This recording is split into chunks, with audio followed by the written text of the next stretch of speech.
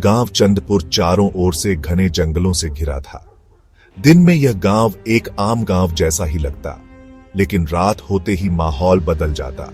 लोग अंधेरा होते ही घरों में दुबक जाते, क्योंकि गांव में एक भूतनी के होने की कहानियां प्रचलित थीं। बुजुर्गों के अनुसार वर्षों पहले सावित्री नाम की एक औरत को उसके ससुराल वालों ने दहेज के लिए जला दिया था।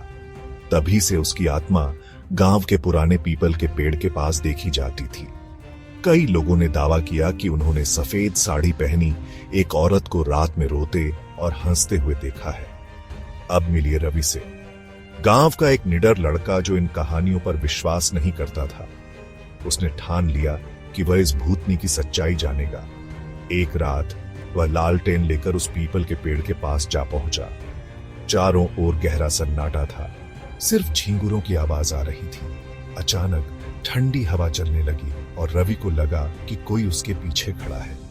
जैसे ही उसने पीछे मुड़कर देखा, उसकी आंखें फटी रह गईं। वहां एक सफेद साड़ी में लिपटी, हवा में तैरती हुई औरत खड़ी थी। उसकी आंखें अंगारे जैसी जल रही थीं। रवि के शरीर में जैसे जान ही न रही हो। भूतनी ने दर्द भरी आवाज में कहा, मुझे न्याय चाहिए, मुझे न्याय चाहिए। रवि डर से कांपने लगा, लेकिन उसने हिम्मत जुटाकर पूछा, तुम कौन हो? भूतनी ने अपनी कहानी सुनाई कि कैसे उसे निर्दयता से मार दिया गया था। उसने रवि से प्रार्थना की कि उसके हत्यारों को सजा दिलाए। अगली सुबह रवि ने गांव के पंचों को सारी बात बताई। गांव वालों ने मिलकर पुलिस को खबर दी और पुलिस ने पुराने सबूतों की छानबीन की। आखिरकार सावित्री के ससुराल वालों का अपराध सामने आ गया और उन्हें गिरफ्तार कर लिया गया। जिस दिन उन्हें सजा मिली, उसी रात रवि ने सपना देखा।